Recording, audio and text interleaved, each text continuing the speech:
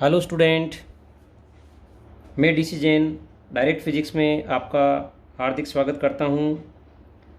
Chapter 2 की बात हम कर रहे थे। कल हमने गाउस का नियम स्टार्ट किया था। गाउस के नियम में हमने सबसे पहला टॉपिक लिया था विद्युत फ्लक्स, उसके बाद लिया था सतत आवेश वितरण, और तीसरा हमने स्टार्ट किया था गाउस का नियम। गाउस का नियम जैसा कि हमने देखा था कि विद्युत फ्लक्स की मात्रा उस बंद पृष्ठ में आवेश Q और एप्सिलॉन नोट की अनुपात की तुल्य होती है। अर्थात कल हमने देखा था phi equal to sigma Q बटा एप्सिलॉन नोट। यहाँ हम गाउस के नियम की व्युत्पत्ति पढ़ते हैं। जैसा कि हम जानते हैं कि गाउस के नियमानुसार फाई का मान sigma Q upon epsilon note होता है, लेकिन किसी गोले के पृष्ठ, जैसे हमारे पास कोई चार्ज है प्लस Q, इसके चारों ओर एक स्फीयर S की हम एक कल्पना करते हैं जिसकी त्रिज्या R है। यहाँ एक अल्पांश ds की कल्पना करेंगे। इस गोले के पृष्ठ पर स्थित प्रत्येक बिंदु पर विद्युत क्षेत्र की तीव्रता, जैसा कि हम जानते हैं कि E equal to 1/4 pi epsilon naught Q बटा R square unit vector R, और this is in vector form, equation 1। जैसा कि हम जानते हैं कि अल्पांश ds यदि हम मानते हैं तो इसके क्षेत्रफल से गुजरने वाला फ्लक्स की परिभाषा कहती है कि D phi equal to E dot ds, E और ds का अदिश गुणनफल। यहाँ हम जानते हैं कि E की वैल्यू समीकरण 1 से 1/4 पाई एप्सिलॉन नॉट Q बटा R square unit vector R dot ds, ऐसा हम लिख सकते हैं। या D phi equal to 1/4 pi epsilon naught Q बटा R स्क्वायर ds समीकरण 2 के रूप में हम डिनोट कर सकते हैं। जैसा कि हम जानते हैं कि फ्लक्स एक अदिश राशि होती है। यह एक अल्पांश हमने लिया। इसी प्रकार यदि इस पूरे गोले के ऊपर यदि हम छोटे छोटे अल्पांश की कल्पना करते हैं तो संपूर्ण बंद पृष्ठ पर विद्युत फ्लक्स का मान निकालने के लिए फाई बराबर integral of E dot ds, पूरे बंद पृष्ठ के लिए समाकलन E डॉट ds या इंटीग्रल बंद पृष्ठ के लिए 1/4 पाई एप्सिलॉन नॉट Q बटा R स्क्वायर ds या 1/4 पाई एप्सिलॉन नॉट बाहर निकालेंगे। यहाँ Q भी बाहर हम ले सकते हैं और R स्क्वायर, देन इंटीग्रल किसका रहेगा, केवल ds का, क्योंकि ds इस पूरे पृष्ठ के ऊपर अल्पांश के रूप में विद्यमान है। अतः ds का पूरा यदि हम इंटीग्रल लेते हैं तो हम जानते हैं कि इसका पूरा सरफेस एरिया स्फीयर का कितना होता है, पृष्ठीय क्षेत्रफल 4 पाई R स्क्वायर होता है। तो फाई इक्वल टू Q बटा 4 पाई एप्सिलॉन नोट R स्क्वायर यहाँ पे नहीं आएगा, इंटू 4 पाई R square. 4 pi cancel out, R square से R स्क्वायर कैंसिल आउट, तो Q बटा एप्सिलॉन नॉट। या हम कह सकते हैं कि फाई इक्वल टू यहाँ पे Q अपॉन एप्सिलॉन नॉट के रूप में हमें प्राप्त होगा। अर्थात यहाँ क्लियर है, जैसा कि हमने स्टार्टिंग में देखा था कि फाई इक्वल टू क्या आ रहा था अपने पास, Q अपॉन एप्सिलॉन नॉट, और यहाँ वापस हम देख रहे हैं कि phi equal to Q upon epsilon naught. अर्थात यहाँ हम गाउस के नियम की व्युत्पत्ति कर सकते हैं। अर्थात कि फाई का मान या विद्युत फ्लक्स का मान उस बंद पृष्ठ में स्थित कुल आवेश की मात्रा और निर्वात की विद्युतशीलता एप्सिलॉन नॉट के अनुपात के तुल्य होती है। नेक्स्ट टॉपिक हम लेते हैं, गाउस का नियम हमारे किस काम आता है, किस तरह से हम इसको उपयोग में ले सकते हैं, उसके लिए इसकी कुछ एप्लीकेशंस हैं। गाउस नियम के अनुप्रयोग, जैसा कि यहाँ स्पष्ट है कि गाउस का नियम जो कि phi equal to Q upon epsilon naught के तुल्य होता है, यहाँ पहली इसकी एप्लीकेशन लेंगे हम अनंत लंबाई के एक समान आवेशित सीधे तार के कारण विद्युत क्षेत्र की तीव्रता का अध्ययन हमें करना है। यहाँ हम एक समान आवेशित तार L लंबाई का यहाँ लेते हैं, माना कि ये समान रूप से चार्ज है, इस प्रकार ये समान रूप से यहाँ पे हमने चार्ज कर लिया। इस तार को हम यहाँ पे ABC लिखते हैं। यहाँ दो छोटे अल्पांश DL और DL के रूप में हमें लिए हैं। यहाँ इस बिंदु P पर हमें विद्युत क्षेत्र की तीव्रता ज्ञात करनी है, जो इस तार AB के मध्य बिंदु O से R दूरी पर स्थित है।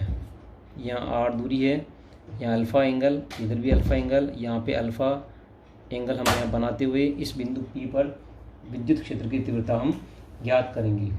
तो यहाँ हम स्टार्टिंग करते हैं, पहले एक अल्पांश लेते हैं DL और DL। इन दोनों DL अल्पांश के कारण बिंदु P पर विद्युत क्षेत्र की तीव्रता हम यहाँ पे लेते हैं DE, और इधर भी हम लेते हैं यहाँ पर DE। विद्युत क्षेत्र की तीव्रता DE और DE। यहाँ हम देखते हैं कि इस DE के दो घटक हम करते हैं, एक DE साइन अल्फ़ा के रूप में, यहाँ पे भी DE साइन अल्फ़ा के रूप में, और इधर DE कोस अल्फ़ा के रूप में दो घटक हम लेते हैं। अर्थात यहाँ हम देखते हैं कि DE, ये जो DE है, इसके जो दो घटक हैं साइन अल्फ़ा वाले घटक, ये दोनों समान परिमाण में एवं दिशा में एक दूसरे के विपरीत होने से ये घटक एक दूसरे को निरस्त कर देंगे, जबकि कोस अल्फ़ा वाले जो घटक हैं, DE कोस अल्फ़ा वाले घटक इस तार के लंबवत, ये जो तार है इसके लंबवत दिशा के अंदर रहेंगे। अर्थात यहाँ हम कह सकते हैं कि इस तार के लंबवत दिशा वाले जो घटक होते हैं, कोस अल्फ़ा वाले घटक, यह इस दिशा में होने से आपस में जुड़ जाएंगे। इसी प्रकार यदि छोटे छोटे अल्पांश बहुत सारे लेते जाएंगे तो सभी की दिशा क्या रहेगी, इस प्रकार इसके लंबवत दिशा के अंदर ही रहेगी। इसके लिए हम एक तार के चारों ओर गाउसीय पृष्ठ की कल्पना करते हैं। जैसा कि हमने कल गाउसीय पृष्ठ के बारे में पढ़ा था, ये हमारा तार है जो कि समान रूप से आवेशित है, जिसको हमने AB के रूप में लिखा था। माना कि ये P बिंदु है, यहाँ पे अपन ने P बिंदु लिया जो कि यहाँ से R दूरी पर है, और इसके चारों ओर, तार के चारों ओर एक गाउसीय पृष्ठ की हम कल्पना करते हैं। अब इस गाउसीय पृष्ठ के लिए हम कह सकते हैं कि यहाँ बिंदु O से R दूरी पर स्थित बिंदु P पर विद्युत क्षेत्र की तीव्रता हमें E ज्ञात करनी है। तो फ्लक्स की परिभाषा कहती है कि फाई बराबर E डॉट dA, ये हम जानते हैं, और गाउस का नियम जानते हैं Q अपॉन एप्सिलॉन नॉट। कल हमने सतत आवेश वितरण पढ़ा था, जहाँ एक भौतिक राशि आई थी हमारे पास लेमडा इक्वल टू हम जानते हैं Q बटा L।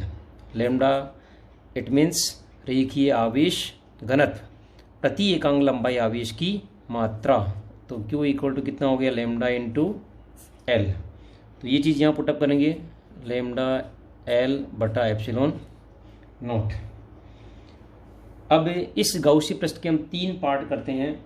फर्स्ट पार्ट यहाँ कर लेंगे हम, सेकंड पार्ट और थर्ड पार्ट। सेकंड पार्ट यहाँ कर लिया, थर्ड पार्ट इस कर्व एरिया के अंदर हम यहाँ पे कर सकते हैं। नेक्स्ट हम यहाँ देखते हैं कि इसके तीन पार्ट होने पर विद्युत क्षेत्र की जो दिशा होगी वो इधर रहेगी E के रूप में, ये भी इधर रहेगी, ये इधर रहेगी। यहाँ हम देखते हैं कि ये क्षेत्रफल सदिश DA, इसके बीच में कोण कितना आ रहा है, थीटा इक्वल टू 90 डिग्री। यहाँ पे भी थीटा इक्वल टू कितना आएगा, 90 डिग्री, और यहाँ थीटा इक्वल टू 0 डिग्री। तो हम तीन पार्ट को लेते हुए इस गाउसीय पृष्ठ के हम तीन पार्ट करते हैं, और इन तीन भागों को विभाजित करते हुए हम यहाँ E डॉट dA का मान इस प्रकार ज्ञात करेंगे कि E dot dA equal to E dot dA first part, E dot dA second part, और plus E dot dA third part. कितने पार्ट हो गए अपने पास, तीन पार्ट हो गए। फर्स्ट वाले पार्ट में हम देखते हैं 90 डिग्री, थर्ड वाले पार्ट में 90 डिग्री। तो यहाँ ई डी ए कोस 90, जैसे एक डॉट हटाएंगे तो यहाँ पे क्या आएगा, कोस 90 आएगा, यहाँ पे भी क्या आएगा, कोस 90 आएगा। तो फर्स्ट वाला पार्ट 0 हो जाएगा, लास्ट वाला पार्ट 0 हो जाएगा। तो अब हमारे पास क्या बचा, E dot D A equal to, हमारे पास बचा केवल एक part E D A cos 0 के रूप में, और कोस 0 की वैल्यू कितनी होती है, 1 होती है। तो यहाँ केवल एक पार्ट बचेगा अपने पास, E D A equal to किसके बराबर है ये, लैम्डा एल अपॉन एप्सिलॉन 0। तो lambda L upon epsilon naught के रूप में रहेगा। हम जानते हैं कि डी ए का मतलब यहाँ पे इसका सरफेस एरिया होता है 2πr_l। एक तरह से एक बेलन का रूप है, और इस बेलन के रूप का जो एरिया है वो एरिया हो जाएगा E मल्टीपल 2πr_l। ये स्थिति रहेगी अपने पास, और इस 2πr_l किसके बराबर होगा, lambda L upon epsilon not. L से एल कैंसिल आउट हो जाएगा। यहाँ हम देखते हैं कि E इक्वल टू कितना है अपने पास, E इक्वल टू है अपने पास 1/2π एप्सिलॉन नॉट, नीचे चला जाएगा, और यहाँ आ जाएगा अपने पास लैम्डा एल अपॉन आर के रूप में। यहाँ ये फॉर्मूला अपने पास हो गया, E बराबर 1/2π epsilon naught lambda L upon R. अब देखते हैं हम यहाँ इसको यदि 2 से मल्टीपल डिवाइड करें तो अपने पास स्थिति आएगी E equal to 1/2π epsilon naught और 2 लैम्डा बटा आर, और यहाँ पे 2 से मल्टीपल करेंगे तो कितना हो जाएगा, 4 हो जाएगा। तो सदिश रूप में इसको अगर लिखें तो E बराबर हो जाएगा अपने पास K 2 लैम्डा बटा आर यूनिट वेक्टर आर। ठीक है, यहाँ एक बार फिर से हम देखते हैं कि क्या ज्ञात कर रहे हैं। अनंत लंबाई के एक समान आवेशित सीधे तार के कारण, ये पूरा एक समान रूप से आवेशित तार है, और इस आवेशित तार के चारों ओर हमने क्या किया, एक गाउसीय पृष्ठ की कल्पना की। और गाउसीय पृष्ठ की कल्पना करते हुए हम यहाँ पे इसके गाउसीय पृष्ठ के 3 पार्ट करते हैं, फर्स्ट पार्ट, सेकंड पार्ट और थर्ड पार्ट, और तीनों में से 2 पार्ट शून्य हो जाएंगे, और तीसरे पार्ट के कारण जो है, या तीसरे भाग के कारण जो है, E बराबर हमारे पास आंसर आएगा K 2 lambda upon R unit vector R, जो कि बिंदु P पर विद्युत क्षेत्र की तीव्रता के तुल्य होगा। यहाँ हम कह सकते हैं कि E प्रोपोर्शनल टू क्या हो गया, 1/r हो गया, E प्रोपोर्शनल टू 1/r। यदि यहाँ ग्राफ बनाते हैं तो ग्राफ भी इस प्रकार का आएगा, E प्रोपोर्शनल टू 1/r के रूप में। ये r हो गया और ये अपने पास E हो गया। तो ये हमारी पहली एप्लीकेशन कंप्लीट हो गई। गाउस के नियम के हम अनुप्रयोग पढ़ रहे हैं। पहली एप्लीकेशन अनंत लंबाई का सीधा तार हमने लिया, और ये तार किस प्रकार का है, आवेशित तार है। नेक्स्ट हम लेते हैं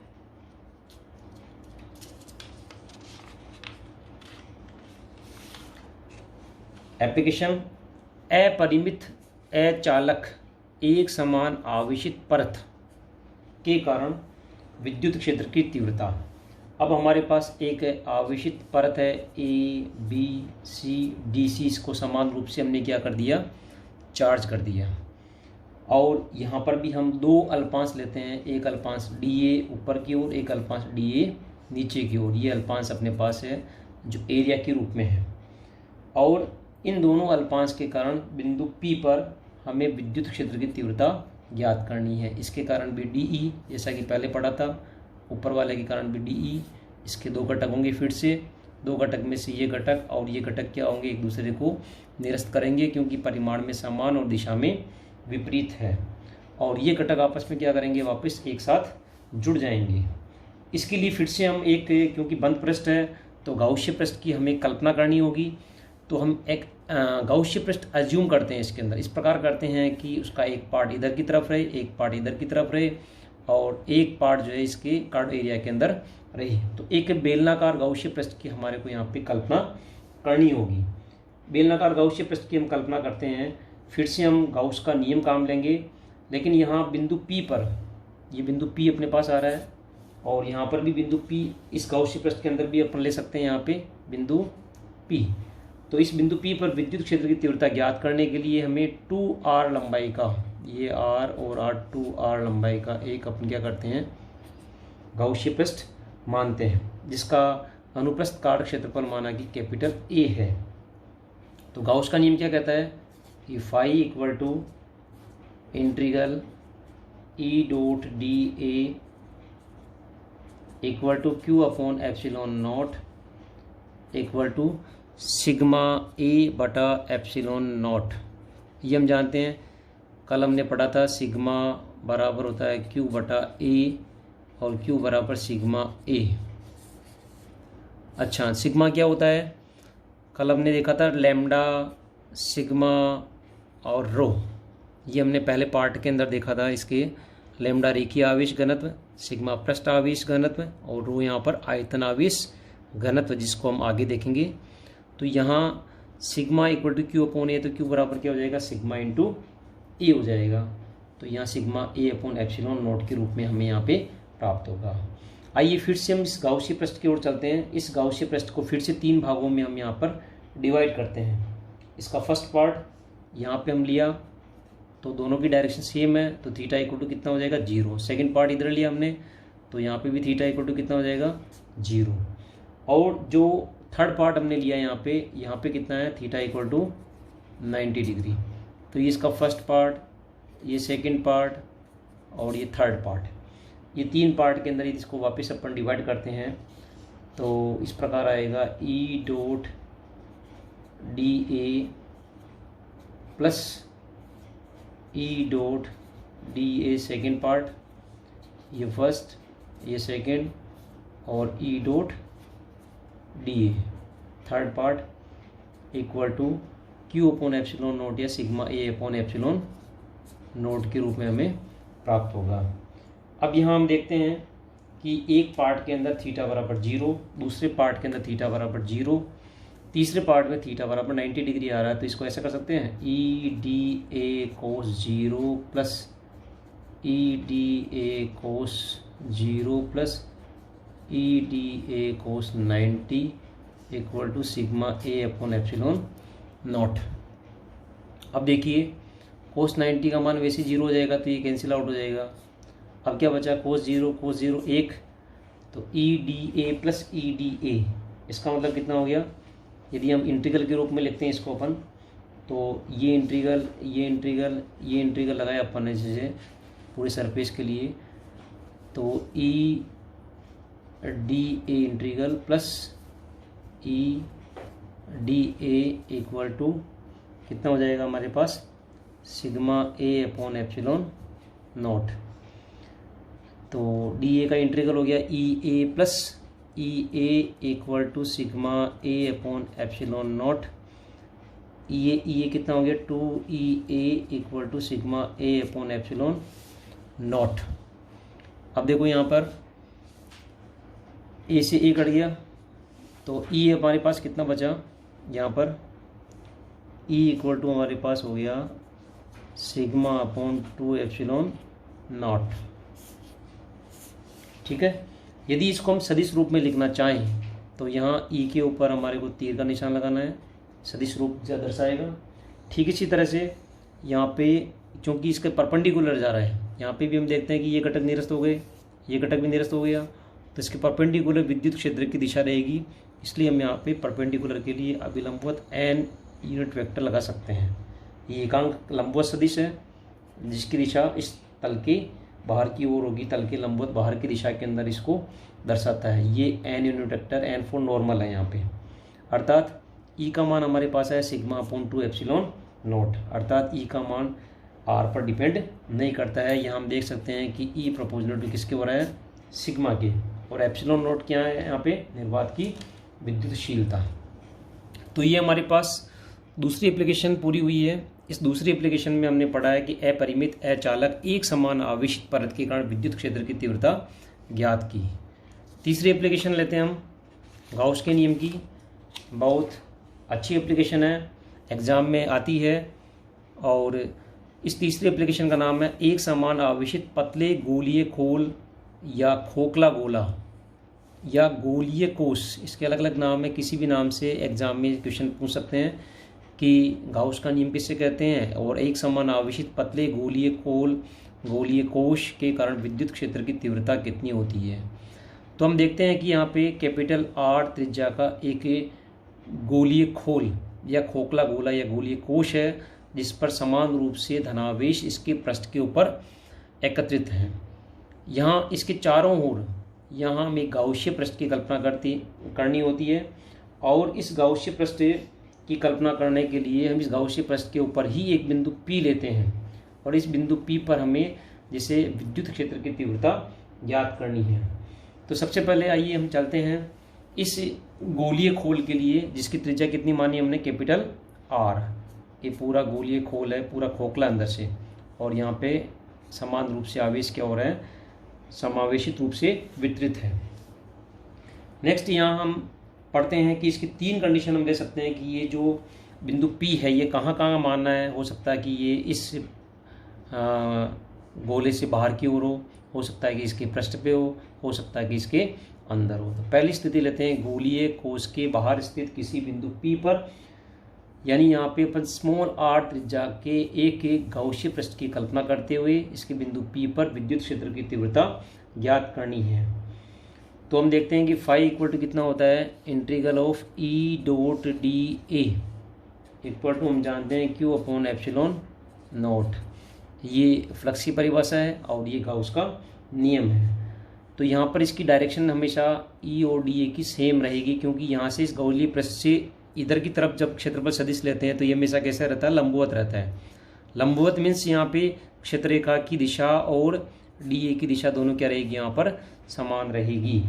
अर्थात E dA cos 0 equal to Q upon epsilon naught के रूप में रहेगी यहाँ पर। नेक्स्ट हम देखते हैं कि कोस 0 की वैल्यू कितनी हो गई, 1, तो E into 4 pi R square area.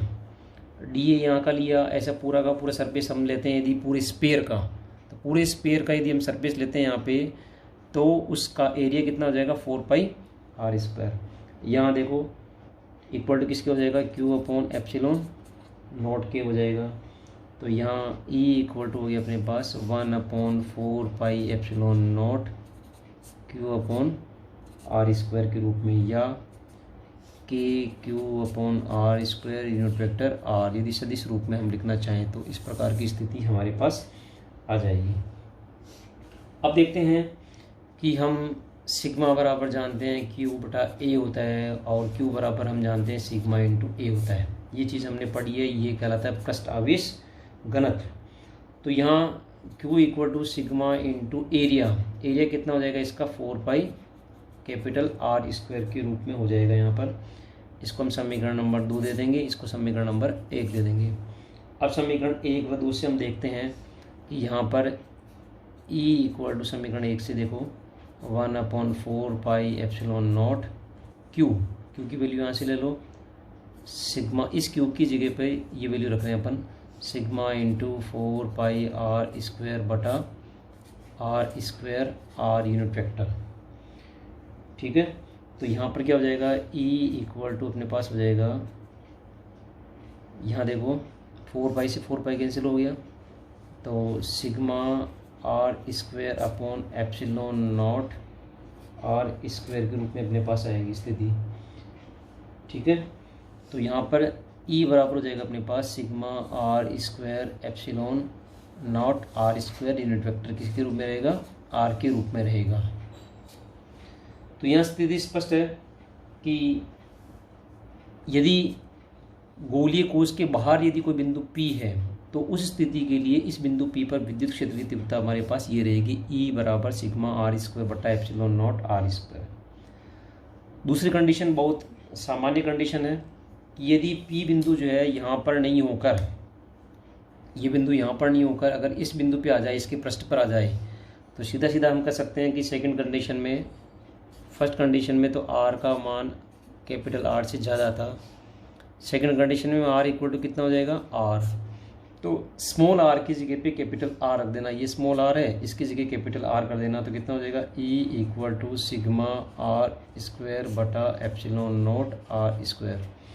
Are square से आर स्क्वायर कैंसिल हो गया, तो सिग्मा अपॉन क्या हो गया एप्सिलॉन नॉट हो गया। बहुत इंपॉर्टेंट फॉर्मूला है, यदि आर बराबर आर है तो उस स्थिति के अंदर ई का मान कितना हो जाएगा सिग्मा अपॉन एप्सिलॉन नॉट। तीसरी कंडीशन में, थर्ड कंडीशन हम लेते हैं कि यदि आर लेस देन आर है, इसका मतलब ये हुआ कि ये जो पी बिंदु है ये इस गोले के अंदर की तरफ स्थित है। जैसा कि हम जानते हैं कि गोलीय कोश है, खोखला गोला है, तो उसके भीतर कोई आवेश उपस्थित नहीं होता है। यदि आवेश उपस्थित नहीं होता है तो सीधा सीधा हम कह सकते हैं कि Q का मान क्या रहेगा, 0 रहेगा, और Q का मान 0 होने पर E dot D A equal to 0 बटा एप्सिलॉन नॉट रहेगा, दैट इज इक्वल टू कितना रहेगा 0। अर्थात यह सीधा सीधा हम कह सकते हैं कि E बराबर कितना हो जाएगा 0 हो जाएगा। इसका मतलब इस गोलीय कोश में या खोखले गोले में या गोलीय खोल में अंदर की तरफ विद्युत क्षेत्र की तीव्रता का मान कितना रहेगा 0 रहेगा। अंदर की तरफ 0 रहेगा और बाहर की तरफ हम देख रहे हैं कि प्रोपोर्शनल टू 1/r² रहेगा। तो स्थिति हमारे पास क्या आएगी, इस प्रकार की आएगी कि यदि हम अंदर की तरफ देखते हैं तो 0, यहाँ पे ये सेंटर लिया हमने, यहाँ 0, यहाँ 0, और ये मैक्सिमम लेते हुए यहाँ अगर बाहर की तरफ निकलेंगे तो 1/r² और इधर भी 1/r² का ग्राफ हमारे पास बनेगा। तो इसका मतलब E प्रोपोर्शनल टू क्या हो गया 1/r² और E प्रोपोर्शनल टू 1/r²। ये हमारे पास दूरी के सापेक्ष ग्राफ हो जाएगा। ये कैपिटल R दूरी पर है और जैसे जैसे हम बाहर की तरफ निकलेंगे वैसे वैसे ये ग्राफ जो है इस प्रकार प्रोपोर्शनल टू 1/r² के रूप में रहेगा। अर्थात एक समान आवेशित पतले गोलीय खोल के कारण विद्युत क्षेत्र की तीव्रता 3 बिंदु पे अपने निकाली है। पहला बाहर की तरफ, दूसरा पृष्ठ की तरफ और तीसरा उसके अंदर की तरफ। आज की वीडियो में बस इतना ही। कल नेक्स्ट वीडियो में हम पढ़ते हैं इसकी कुछ और एप्लीकेशन है गाउस के नियम की, उसके बारे में। Thank you.